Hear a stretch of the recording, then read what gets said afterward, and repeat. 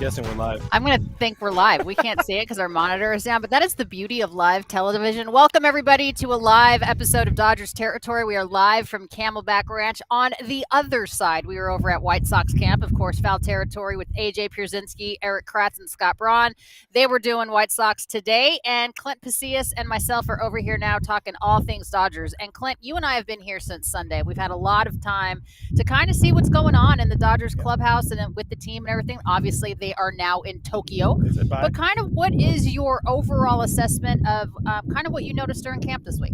I mean, this is a team that's hungry. They're excited to get out of here. They were excited to get to Tokyo and get that much closer to starting that road to repeat is what we're going to call it here in 2025. But a lot of happy faces.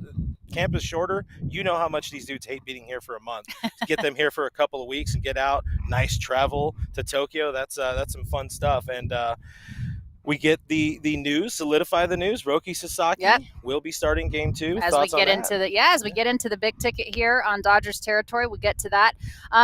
Nothing that we didn't expect, right? No. We thought Yoshinobu Yamamoto was going to be the game 1 starter, which he is. And fellow countryman Roki Sasaki is officially the guy that is towing the rubber, Clint, for the Los Angeles Dodgers in game 2. So we got to see him live and in living color. Pretty here cool. As far as his last start of Cactus League before he pitches for real. What were you looking for? I was looking at him. I was as close you were as in the you camera and I well. were in the camera well right there, just kind of enjoying what Roki had going there. He was working on some stuff. Hearing, we're going to throw to some tape in a second, his post-game scrum, but hearing what he was talking about and then seeing him in the dugout there, some of the stuff he was working on, his lower half, you could definitely see some of the things that they're trying to implement with Roki Sasaki ahead of that game 2 start, his major league debut. Of course, he did only get one technical start in Cactus League season, did piggyback Yoshinobu Yamamoto. But what do you think? Should we throw to Roki right now and come back? Yeah, let's hear what Roki had to say after his last Cactus League start. Are you feeling ready for what could be your major league debut in Tokyo? 今日がキャンプ最終戦になりましたけど、今日の感覚と、また開幕に向けて準備は整ってますか？そうですね。前回よりも、なんて思うようにいかなかったところもありますし、自分の悪い癖だってそういうのも出たので、逆にシーズン開幕前にそういったところが今のうちにこう悪いところが出てくれてよかったなと思っています。There are a few more things that didn't go sort of the way I wanted today, and I sort of reverted to some bad habits that I developed. But to sort of have those come out in a game before opening day, so that I can address them in time, is a good thing. How do you just go about that? What is the priority for you, or what is the first step in which you kind of want to address that? その悪い癖だったりっていうのを直すために、当たって、どういうことを、やりたいと思ってますか？何を、優先に、回復したいですか？基本的には下半身の使い方だと思うんですけど、なんていうんですかね、やってきた試合に向けて準備してきたことは前回と変わらなかったので、やることは変えずに、ただホームの意識の中で、ちょっとしたズレだったり、なんていうんですかね、そういったところを直していきたいなと思っています。The things that I was doing to prepare for the game were the same as last time, and so I'm going to stick to that for my next start as well. But I think there were just a few things with the way I'm using my lower half, just some inconsistency between the things that I'm trying to do and what was actually happening. Roki, how much better do you feel about the feel for your pitches today than you did the first day of camp? その今日の感覚とキャンプ初日の感覚っていうのはどれぐらい違いがありますか？練習とかってことですよね。いや、試合で投げてるボールっていうのは、今日投げたボールとキャンプ初日投げたボールの違い。キャンプ初日は練習ってことですよね。はい。練習で。状況が違うので、一概に比べられないんですけど、確実に良くなっていると思いますし、でもまだまだな部分もあるので、そこはもうシーズン始まりますけど、シーズン中もなんていうんですかね、改善しながらやっていきたいです。I think it's a little bit difficult to compare like a non-game environment to a game environment, speaking about sort of the first day of camp. But, I definitely feel like I'm getting better. There are obviously things that I want to improve on as well. And so I want to make sure I improve on those things during the season as well. How excited are you for the next stage of your career, and how fortunate do you feel that it gets to happen to start off in Japan?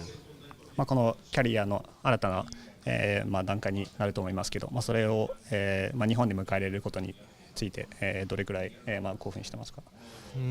そうですね、日本の前にまずメジャーで、なんていうんですかね、投げれたら嬉しいですし、そこで活躍するためにやってきたので、すごく興奮しますし、それをまた東京で迎えられるのは、特別というか、なかなかないことだと思うので、本当に、ここまで怪我なく、やってこれてよかったなと思ってます。To be able to pitch in Japan is going to be a really special and unique opportunity. Obviously, being able to pitch in the major leagues is something that I've worked for a long time to be able to do, and so I'm really excited. And we're back, but it's cool to see Roki getting out there. I mean, whatever they were working on, seems like it worked a little bit there. 4 innings, 1 hit, no runs. He looked pretty damn smooth. And again, one of the things he was talking about is getting that lower half working. Kind of one of the things he was kind of pantomiming, doing some dry throwing drills in the dugout there. Looks like a little bit of the hip separation, a little bit of hand separation, kind of staying high and making sure he's able to get through, get that spin on the fastball and get that down on the sinker and throwing him to the Wolves in game 2. Well, I think it's a perfect place for him to get the start too. Obviously, it's one thing to get your big league debut. It's another thing to do it in your home country. Obviously, we knew that Roki Sasaki wanted to pitch for the Dodgers, but there's got to be some sort of comfort level knowing that you're back in Japan. And obviously, Yamamoto will lead the way in game 1, and you obviously have Shohei there as well. By the way, I'm not trying to look like a 13-year-old boy. It is windy as all get out here, so I got my foul territory cap on, and we have to wear it backwards. Those are the rules. Clint always does it. AJ always does it as well. All right, back in a moment after a quick word from Eric Kratz and Scott Braun from our friends at Arena Club. FT fam, if you love ripping packs of cards, there is a modern way to do that now on Arena Club with their slab packs. And Kratz, I know you love ripping slab packs and getting that sweet card that you've always been looking for. Yeah, and you don't have to go through all the other ones, all the Kratz cards that are in there. Bang, you just get the big one, the one that you're just peeking right around the corner when you open that pack, the one you expect to get. Also, Arena Club will make you an instant offer for your card based on its market value. You'll get an instant offer of 90% of the estimated value, so you can accept it on the spot, simple, fast, and risk-free. Use that cash to buy more slab packs, and you can get your cards officially graded by Arena Club. So go check it out right now, FT fam. You can get 20% off your first slab pack or card purchase by going to arenaclub.com/foul and then use the code FOUL. That's arenaclub.com/FOUL, code FOUL for 20% off your first purchase. Get after it, FT fam. All right, Arena Club, we appreciate you being a part of our show, as always, on the Foul Territory Network. We're this episode, Clint, of Dodgers Territory, you and I discussed that we're going to have this more of a pitching-focused episode, and then on Monday we're going to talk about the position players a few more days between then and now to discuss the roster construction and those that have been optioned. But I tell you what, when we went in, it was murderer's row of the bullpen in the Dodgers clubhouse. It's like you already have, of course, the staple of Blake Trinan is back. Alex Vesia is back. Anthony Banda is back, all of the things. But then you look over and it's like, oh, by the way, there's Tanner Scott and there's Kirby Yates. Yep. And Tanner Scott gave us his thoughts on joining the team. Take a listen. All right, Tanner, welcome to the team. It's one of the huge signings, obviously, in this offseason, hoping to bolster that bullpen. But this is a bullpen that was already pretty dang good. Yeah. If you look around you, and you can see the names, obviously, and I wasn't even hoping for Kirby Yates, and we got him too. So what was your initial thought of just kind of joining this group of bullpen dogs? It's going to be a fun year. It's going to be an exciting year, and there's so many good arms down there, and there's so many good arms in our starting rotation. But, yeah, it's awesome, especially – right after I signed, I saw Kirby was signed. It was pretty cool. Maybe I'll learn a splitter or something. We had a conversation yesterday with Evan Phillips, obviously a good friend of yours, teammate of yours back in Baltimore. How do you think your game has changed since back in the O's days to here you are in this Dodgers pen? Yeah, I mean, in the Orioles days, it was like a revolving door, and you always want to stay in the big leagues. And we're kind of like fighting for a job, and then something finally clicked, and it's I'm glad it clicked, and I'm glad to be here. What's the Tanner Scott go-to? The go-to. What do you mean by that? Well, you know, when you're out there and let's say it's a 3-2 count, you're trying. What's your out pitch? I mean, why do you? It depends on the sequence, what the hitter's seeing. I can't say if it's fastball or slider. It's whatever the at bat has led up to. Okay. You had mentioned an unbelievable starting rotation. I mean, there's a group of aces on this team that many of the other 29 are jealous of, and they can go deep into games. But there's also a lot of versatility. When you talk about V, it's not victory; it's versatility with this club. What most excites you about those starting arms? Everything. I mean, everyone is so good and so fun to watch. I mean, Yamamoto. Yeah, I mean, yesterday he's special, and I mean he throws so hard, and his his javelin throws are crazy, and I love watching him do it. But no, and then Blake Snell. I mean, just the whole starting rotation is unbelievable, and it's going to be a fun year to watch.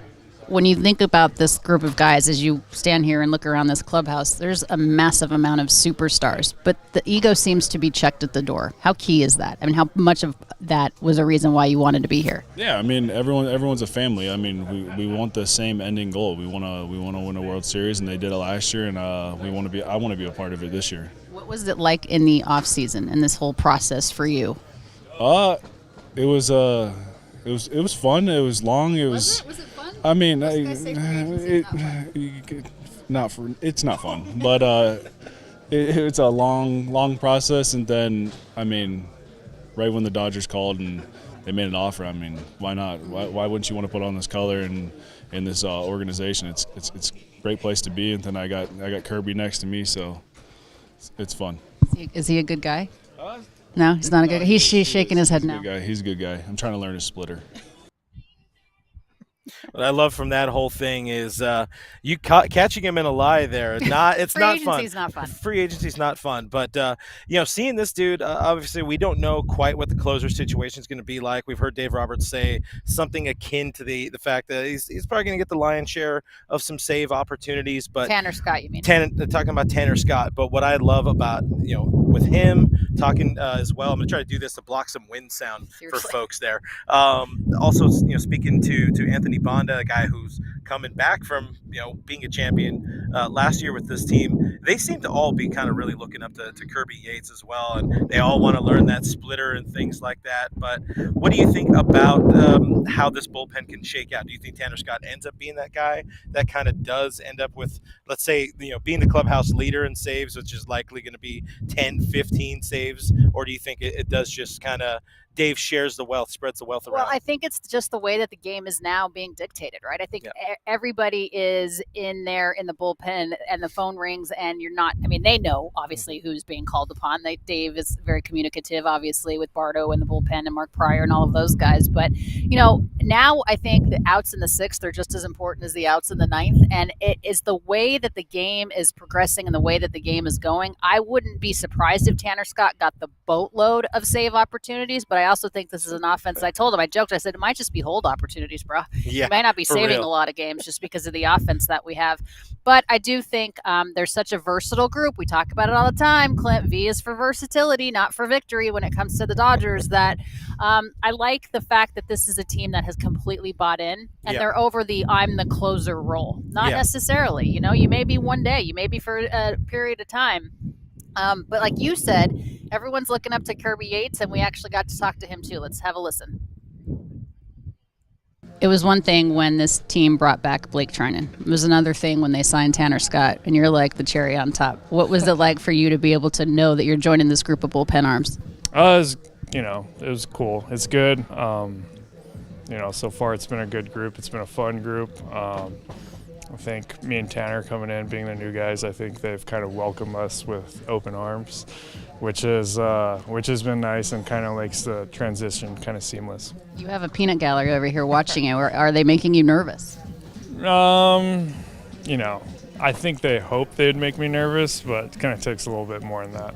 What was it about this group in particular? We were talking to AJ Pierzynski yesterday, a World Series champion in his own right. He walks in, he's like, I'm starstruck. But it has a good influx of new blood, as you were talking about. Speak to that. look, I think, everybody's talking about us. It was kind of even before I was part of the team or anything like that. It was, everybody's talking about the Dodgers. I think it kind of hit me. I was stretching in the weight room when we first got here and just watching person after person after person walk in, and I was like, yeah, it kind of makes sense. I think we all understand we're loaded. I think the hard part is it's really hard to win a baseball game in the big leagues on one night, let alone win, for 7 months and do it for what you got to do. So I think we're all excited. I think we're up for the task, and, I think we're all chomping at the bit to get going. You mentioned loaded, and oftentimes, Kirby, as you know, you could have a really good starting rotation, like the Seattle Mariners, but you don't necessarily have a bullpen to match the starting arms, or you may not have the position players on the other side for the offense. This team has it all. I mean, is this a destination? Yeah, I would think so. I think, for me, I can speak personally. I mean, when Dodgers called this year, it was, if you have an offer for them and you have a chance to really go win a World Series and that's truly what you want, I mean, I think it's a pretty easy decision. Are you prepared for any role? Because it seems like this team, the outs obviously in the 6th, they're just as important perhaps as the outs in the 9th, and you never really know when you're going to be called upon? Yeah, I think they're going to do a good job communicating where you're going to slide in on that night. I think as long as that's done and communicated, I don't think it'll be a problem. I think we're all capable of, pitching any inning in any situation. I think, for the majority of us, we've kind of all done that already, whether it's the 9th, whether it's the 7th, whether it's the 8th. I think, we all know how to prepare for what we have in front of us that night. And I think as long as you're communicated and everybody's on the right, mindset and everything, it'll all work out great. Does this team have a closer? Because it seems like all of you have done it. I think we got about 10. But yeah, I don't know. The closing and everything, it doesn't really, it's nice and the 9th inning's hard, but, a lot of times, like you just said, the games are won in the 6th, 7th, and 8th inning too. So I think we're well equipped to handle everything. There you have it. I mean, that's what he's talking about, right? There's 10 closers, but you often hear if you have more than one closer, you don't have a closer. If there's more than one quarterback, you don't have a quarterback. But I believe with this team, they legitimately have a multiple arms that could close, that could take over the hardest 3 outs of the game. Yeah, you got 10 closers. You've got 12 starting pitchers. It is a bounty, as a wealth of pitches for this team. A lot of the guys we were talking to, just the excitement of adding, I think it is important to add that new blood because 20 to 21, I don't think there was enough change, and that's one of the reasons I had asked Dave Roberts in our sit down with him. How do you get past that World Series hangover? Because in my opinion, you started off 21. There was a bit of that World Series hangover kind of lingering for the team. So of course, Dave says everybody's bought in, they're ready to go here. But I think adding those different players, and this is something Dave has talked about a number of times this offseason and now into spring training, adding in that fresh blood does change the dynamic for this team. And the guys they added, they're pretty dang good at their jobs as well. And Alex Vesia believes what you said, Clint, because he was also talking about when we were having a conversation with him about what it's like having that new dynamic with the new meat, if you will, those guys that are hungry. Let's listen. Here you go. I mean, almost on the plane to Tokyo to where it matters. But I was talking to some of your cohorts today. I talked to Tanner. I talked to Kirby. Just what a group. I mean, what has it been like for you to be in here, going into your second full season here with this club? Yeah, no, it's super special with the off-season pickups. I mean, it's been nothing but motivation for me, right? Getting to know specifically Tanner, Kirby. I mean, they're awesome, man. We have already a very fun dynamic. I honestly think with like Evan and Tanner's like friendship already, it was a very easy transition. I mean, from like day one, we were all kind of busting each other up, so it was fun. So definitely looking forward to getting it going. Japan will be a very interesting experience, and I mean, myself, my wife, we're very excited. Yeah, you have gotten some really big outs for this club last year, obviously. I mean, how does this team, if it's even possible, improve upon what you did last year? I mean, you're certainly a lot more deep and a lot healthier. Yeah. I mean, going back to last year, we took it one game at a time. It was one pitch at a time, one inning at a time, right? And I think like just that same mentality gives us a very, very good chance to win a ball game. So it's for myself, I try to stay day to day, and I think pretty much everyone else does as well. So yeah, it's definitely 2025. It's gonna be a good one. Have you noticed a certain amount of growth from where you were standing in this clubhouse a year ago to where you are right now? Oh yeah, I mean, there's always growth, right? Each year, going all the way back to when I first got traded over here in 21. Every single year I feel like I grow, and through success, through failure, all of that stuff. It's definitely the adversity in the game of baseball. It's humbling. It's exciting. It's fun, but it's all worth it at the end of the day. And I gave it my all out there, and yeah, that's I love pitching. So that's at the end of the day, like yesterday, I was like fired up just to get 3 outs, and that's just kind of how I play the game. As much as this game will kick you right in the teeth, don't you have to love it? Don't you have to come here with that urgency and that joy? Oh yeah, and even when you do get kicked in the teeth, right, you look yourself in the mirror and like, it's the best possible position to be in. I wouldn't trade this for anything. I don't take it for granted, and each day I'm very thankful to be a part of this team, and it's very special, and I make every day count. On paper, you guys have an unbelievable rotation, the envy of 29 other teams. I mean, you have basically 10 aces. On paper, you have one of the best bullpens in baseball. On paper, you have an unbelievable lineup all the way down with the length of it. Yep. I mean, this is an envy of Major League Baseball. So it's a destination, but you also have a massive bullseye on your back. How do you handle it? Yeah, I think I touched on it a little bit ago. It's you take it one game at a time. It's one pitch, one out, one inning. I mean, that's as easy as that. And yes, on paper we're very good, but at the same time, baseball is a very humbling game. So we do have to still hit, pitch, right, field, play defense, score runs. And that's from the first inning to the ninth inning. You can't get complacent, and I think that's the one thing in this room. Not a lot of guys are complacent in here, and we're still hungry, so that's a good sign. One of the things I love about you is you pitch with emotion. Where does that come from? Big time. A little bit of everything, right? Division II baseball player. I feel like I kind of wear my heart on my sleeve, but I like to show that emotion, and it's never really towards an opponent. It's always like I'm always hyped up to kind of get the guys off the field, get them back in the dugout so they can bang. So it's like that's kind of that's where that mentality is. And plus, like, I mean, when you get 50,000 at Dodger Stadium, I mean, I'm for sure, as my sister would say, like tweaking. It's just, she always says that. But yeah, it's fun, man. I get super the adrenaline rush. It's something that I can't explain, but I absolutely love it. So many more outs. Thanks for your time, Alex. Best of luck this season. Thank you. You know what a great thing is about this bullpen, Clint, is that it's a good balance of arms in terms of sightedness between right-handers and left-handers. Yeah, it's just a bunch of dudes that can get some outs. That's what you need. That's what Dave Roberts needs. I think that's a massive help for this team. We saw in years past when you do get people that were criticizing Dave Roberts, maybe me a time or two in my life. Or 7. It's a few. You don't have sources on this one. But it comes down to bullpen management, giving him a bunch of guys who can do it all, any position, as opposed to trying to get that bridge to, in the past, Kenley Jansen, where if Kenley's not on or your ninth inning guy isn't on, you're going to have a bad time. And sometimes in the postseason, this team had a lot of bad times along with the good times. But they're in a great spot. This is such a well-built organization top to bottom. Yeah, you can nitpick, you can find some holes, you can find some question marks. Second base, center field, how's that going to look? We'll talk about that more on Monday when we're back home in our usual settings with less wind. But you can't help but be very, very excited about this team and how that bullpen is going to shake out. Yeah, I love the way that you said that, well built. They are certainly well built in terms of the role. And I think before, when you had like a guy that could very well be in the Hall of Fame as far as a closer in Kenley Jansen, you felt like if it was the ninth inning, it had to go to Kenley no matter who was at the plate, no matter what part of the order was coming up. So I think it's interesting that there's a plethora, if you will, of arms that you could go to in this. Much more to come on Monday, of course, when we have Miguel Rojas. We talked to Will Smith. We'll probably hear from Anthony Bonda, too. I realize he's in the bullpen, but we're running out of time. So here from Camelback Ranch, let's get to last licks.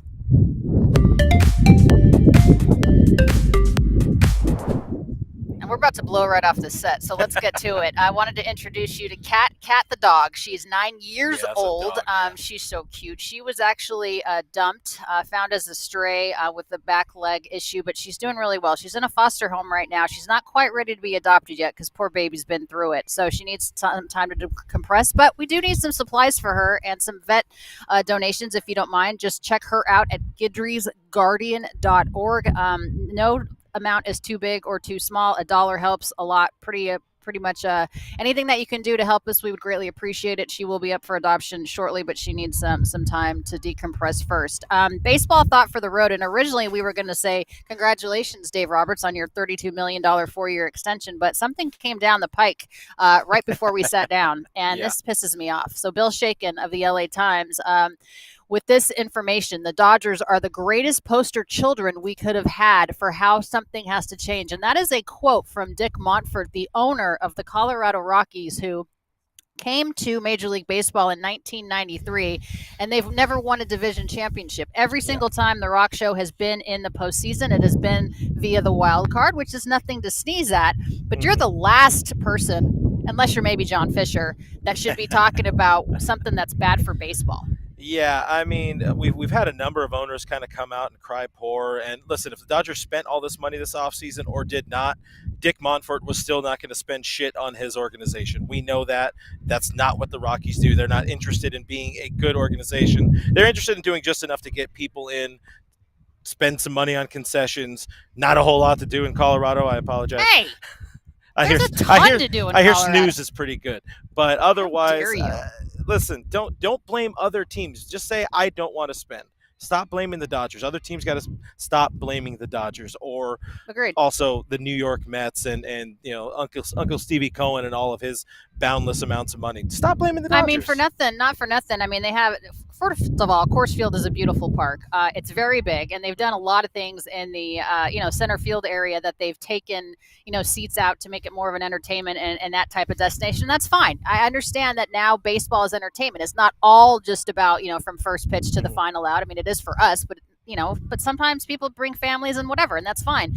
But don't say that the Dodgers are the poster children for what needs to change. What needs to change is you need to spend money. And I know it's difficult to pitch there. I get it, whatever. Buddy Black never uses that excuse, though. And he was a pitcher. So I don't want to hear it.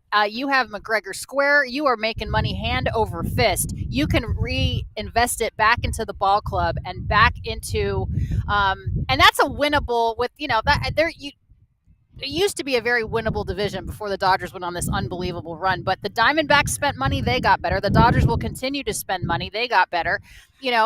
Stop it. The Padres are good.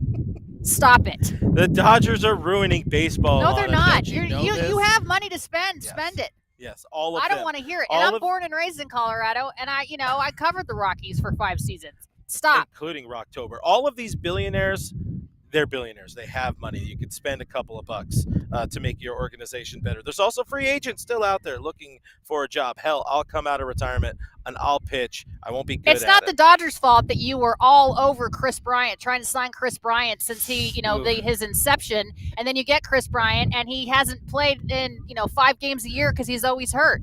That's not did the Dodgers tell you to do that? Stop it. Well, before we sign off, obviously I'm not doing anything all Dodgers, so we don't need to waste time on me, but guys, do subscribe there. Subscribe here as well. We just passed 9,000 subscribers. Thank you, guys. Also, if you didn't see it, go watch our interview with Dave Roberts. But if you had one thing, what was your favorite part about being back out here? My people, man. These are my people. Celebrity radio. It was fun seeing everybody. Shadowing you. Thank you. I appreciate that. Thanks for watching. We appreciate it. Like us, subscribe. We are back with a brand new episode on Monday. We're talking all things Tokyo. We're talking all things Dodgers, position players, roster construction, options, all of those things. Thanks for being here. Go Dodgers. Bye.